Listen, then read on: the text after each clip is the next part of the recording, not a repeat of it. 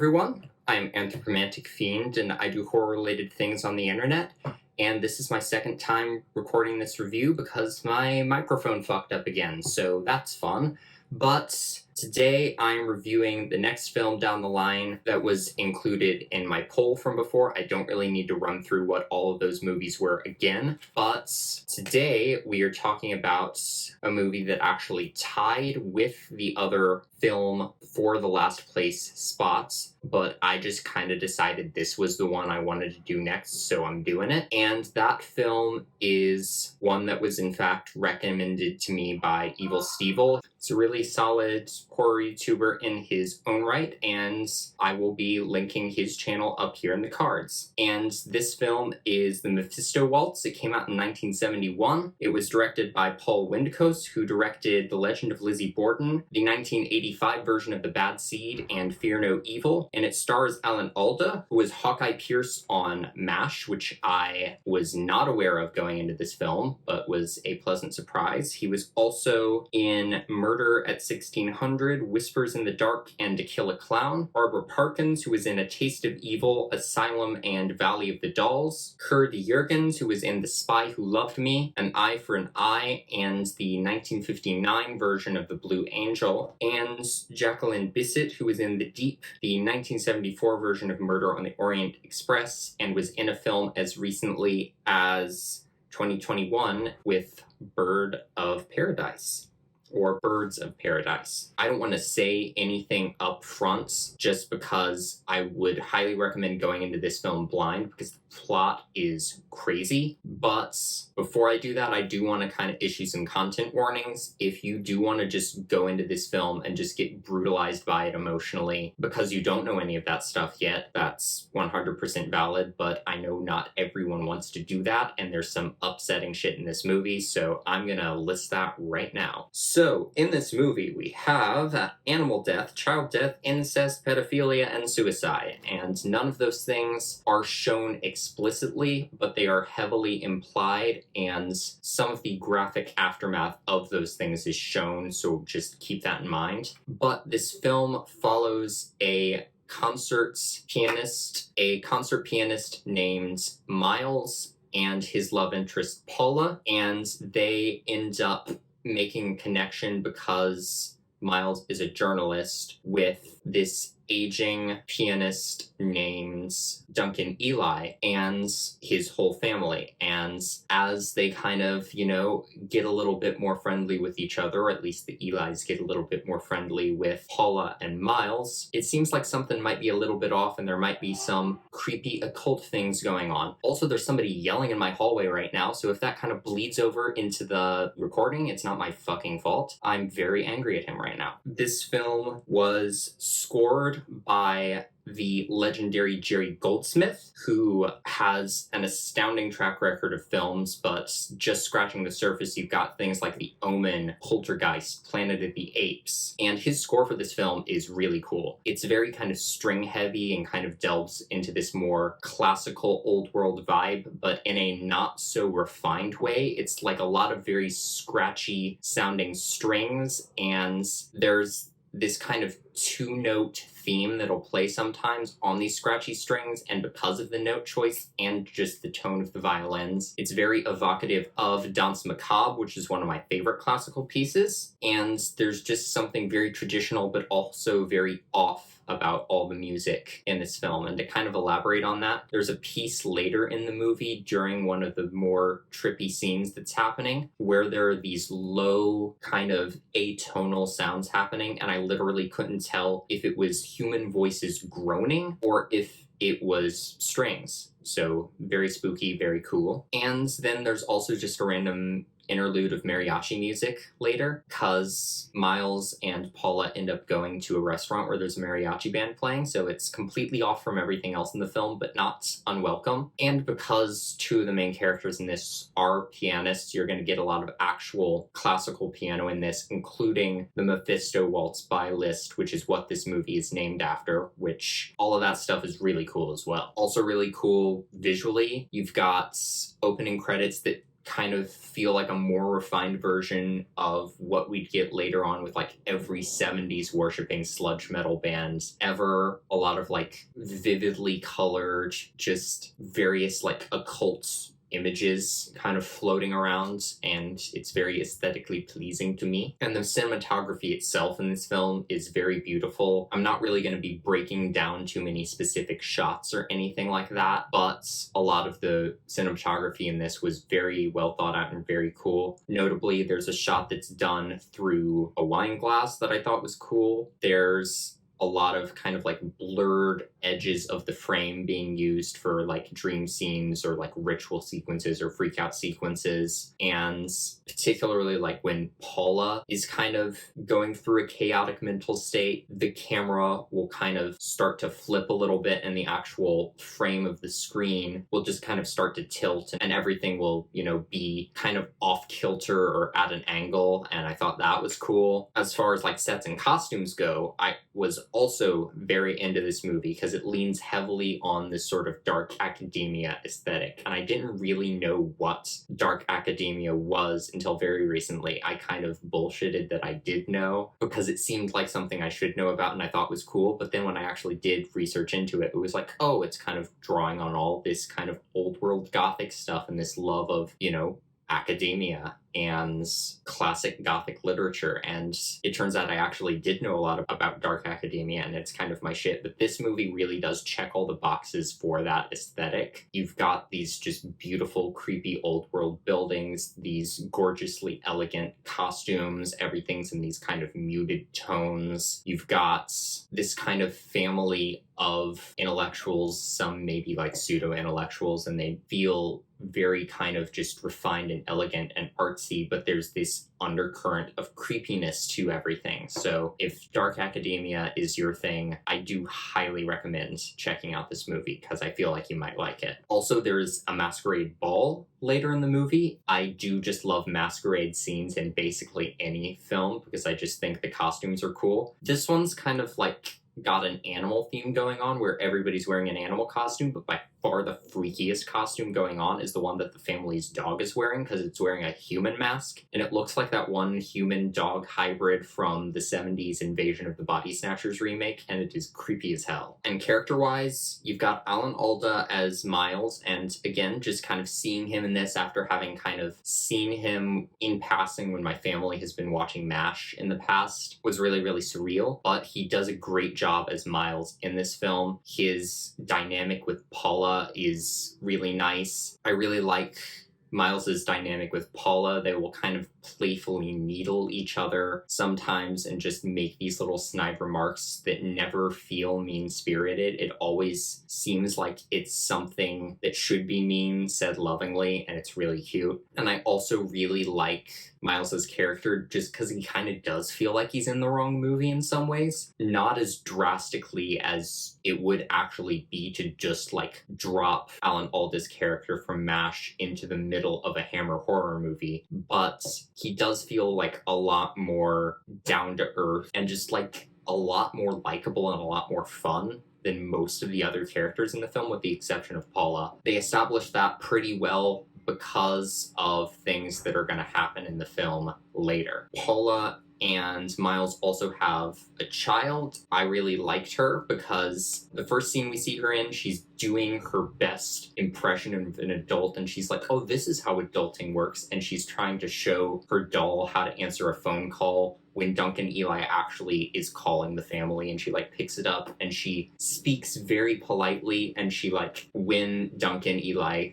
asks, you know, can you just tell them Duncan Eli called? She's like, yeah, sure. And then she walks up to her little like sketch pad or easel or whatever and is like, can you spell that for me? I would like to write it down. And she just feels way more well-spoken than she should be, and I love it. But then in the later scenes we see her in, she gets her heart broken, she's in this life-threatening situation, she cries, she's scared, and she's a fantastic child actor. And I feel like in a lot of really good movies, people will take good child actors for granted because they blend so seamlessly into the story, but I started to do that in this movie, and then at some point I was just like, holy shit, she's acting her heart out, and I love it. So major kudos to her in her role in this film. Getting back to Miles, the reason that they have to so very well establish his personality early on in the film is because Duncan Eli is dying of leukemia, and he has kind of come up to Miles and been like, oh, look, you have great piano playing hands. Ooh, look, I like the bone structure of your face. And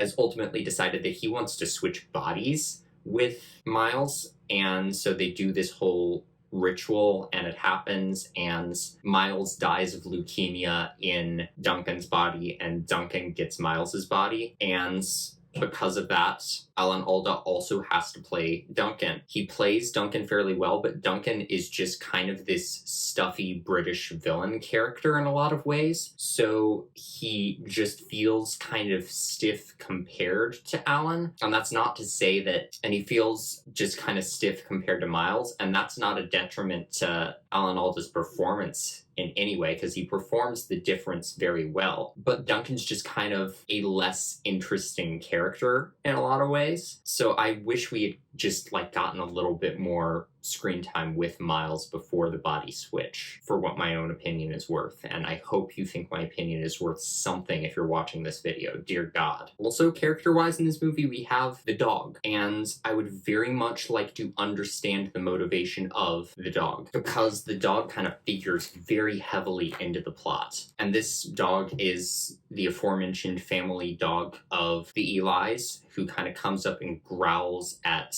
Paula at one point, and my first instinct was that Paula was possessed and that the dog was sensing danger, and Paula even kind of growls back at the dog, so I was just like, ooh, she was possessed, and I was completely wrong, but it was kind of a strange choice. But then the dog just kind of keeps coming back, and I was very confused as to why the Elis were so okay with the dog, because the Elis were the one who had dog-related trauma in their past history, because this dog that we find out might have been this same dog, it was very unclear, murdered one of their family members or something, but it kind of seems like they're in control of this dog, and it's they're familiar or something. I don't know. What's important is that it keeps trying to kill Paula, and it freaks her the fuck out. Also, as far as completely inconsequential side characters go, there were a couple I wanted to shout out. One of them is somebody at the masquerade ball who Paula kind of runs into when she's freaking out and is trying to leave the party because she's uncomfortable. And this person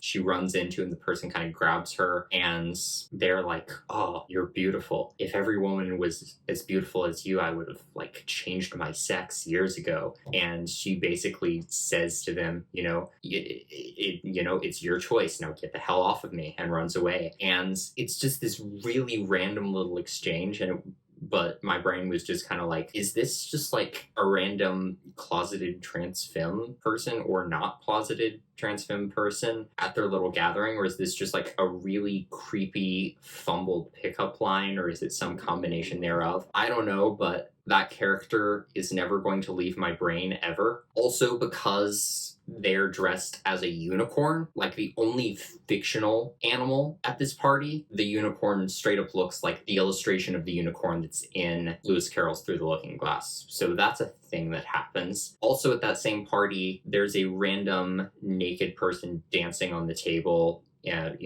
breasts bared, full frontal nudity and all that. I know we kind of find out that the family are devil worshippers later, but it really seems early on they're going great lengths to kind of show themselves as being very, very kind of elegant and refined and proper, but they kind of just throw caution to the wind and make everything as decadent as possible at this party. But at the same time, they're kind of hiding in plain sight later, because when Duncan, who is not Duncan, has his funeral, they're saying these rites that are clearly very kind of evil and devilish, but they are saying them in French, and French is the language of evil in this movie for some reason. It's not Latin like it usually is in something, but French is the language for incantations and devilish stuff in this movie. I don't know why that is, but I guess Satan was just ooh, pretty language, use for me from now on. And then there's also this guy named Billy, who shows up later, who's like married into the family and then gotten a divorce. And the main reason he's there is to kind of be this second love interest for Paula, but I kind of just didn't give a shit about him. I kind of thought he was annoying, but he does a little bit of exposition and stuff, and then he reveals that the reason he married out of the family is because he found out that his wife was pregnant. The baby was like some kind of abomination that they had to abort, but he was not the father. The father was Duncan, and through this we find out that Duncan is a fucking pedophile who has decided to move into Miles's body in order to be in a relationship with his own daughter, and it's really gross. And there's a scene later on where like we see everything through like the lens of truth, and rather than seeing Miles kissing this girl, we see old man Duncan doing it. It's just like, ew, please no. I did not actually need to see that. It was gross enough when you implied it. Please no. And just in terms of like the overall story of this film and the plot points that are in it, I love that this horror film kind of has music as a backdrop. I love that two of the characters are musicians. I love that it takes its name from a piece by Liszt, and it just kind of has this love of music built into this creepy occult plot. I thought that was cool. The other thing I really liked about this is it uses this kind of over-the-top supernatural body swap plot to talk about real life relationship stuff, because when Paula at first has not caught on to the fact that Miles is not Miles anymore, even though I really feel like she should have at this point, because he isn't like recalling basic information that Miles should remember, but she kind of rationalizes it as, oh, he's just inherited this huge fortune that Duncan has inexplicably left for him. That's weird. But now that he has all this money and this fame and this status, he wants to distance himself from the person he used to be and kind of distance himself from the people and the culture he used to be around. He wants to be a different person now. He wants to be more like Duncan. And then when Paula is freaking out about, oh my god, Duncan's a fucking pedophile and he's in a relationship with his own daughter now, Paula's friend comes over and talks to her and basically tells her, like, I know you're upset because your husband ditched you and you're never gonna see him again, but, you know, fuck him and fuck this girl that's taken him away from you, and fuck them for not, like, you know, giving you the time of day anymore. Even though there's a lot more to it than that, I do like that they just address kind of the way power can corrupt and people kind of trying to distance themselves from the person they used to be once they acquire power, and also just kind of the emptiness that could be left in you after someone you care about ditches you, basically. I don't know shit about romantic relationships, but I do know a thing or two about friendships, so I have definitely felt some of these emotions before, and I do feel like they talk about them in a way that it felt real to me. And then the movie just does completely go off the deep end in the best way possible, because Paula decides that she is going to make a bargain with Satan in order to transfer her own soul into the body of the girl who Miles/Duncan is with now, because she is just determined to be with Miles, even if the person who's in his body isn't really Miles anymore, just because she needs to be with him at all times, even if it's not really him. I was a little bit shaky on that rationalization, and I don't know how I feel about it, but I guess her brain is just like, ooh, facial recognition. This is comfort I need, give. I'm going to make a deal with Satan. It was a twist I was not at all expecting, and she literally like goes up to this girl, and it doesn't feel like an if you can't beat him, join him situation, because she basically goes up to her and is like, haha, fuck you, Satan's on my side now, and knocks her unconscious. And I know I kind of complained about the kind of, oh, in order to gain power and kind of escape from this kind of oppressive religion, these characters are submitting themselves to like another male figure, and I kind of complained about that in Alucarda, but I kind of like the way it works in this movie, and The Witch is one of my favorite modern horror movies, so I'm kind of a hypocrite on that point. That said, though, something all of these films do that I kind of have to roll my eyes at is, in order for the, you know, the pact with Satan to happen, disrobing also has to happen for no goddamn reason, because every other ritual earlier in this film did not require nudity, but because she's a woman, she has to be naked when she makes her deal with Satan. And I'm always reminded of a quote from Good Omens, which was something along the lines of books on witchcraft generally state that witches must be nude in order to perform the rituals. This is because books on witchcraft are often written by men. All of those movies do very much play into that trope, and it's kind of eye-rolly, but there is, I guess, something also kind of like liberating about remove thy shift, go out into the night skyclad or whatever, but it does just kind of feel kind of male gazy and weird and unnecessary. But then in the body of the girl who Miles, who is not Miles, who is actually Duncan, is now dating, Paula ends up going back to him, kind of playing the same joke on him that he initially played on her by kind of not telling him that she's actually in the body now. I was really hoping they would go the next step and then have her stab Miles, who is actually Duncan, and take revenge on him. That does not happen, but it's still a really cool kind of twisty ending. So overall, this movie is not perfect, but it is damn close in my eyes. It very much plays into all of the aesthetic things I love. Classic gothic horror, 70s occult Satan-y movies, dark academia. The acting in it is really good, and the plot is super duper intriguing. So if you have not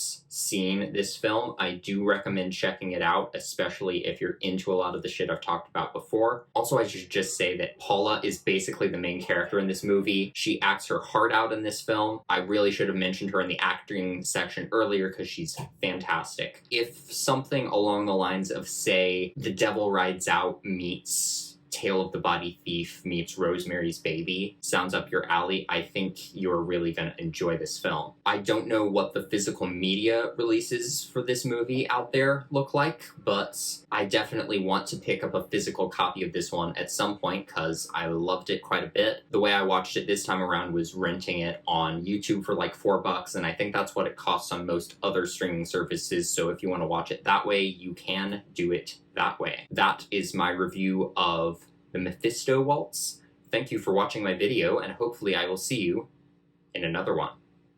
Bye!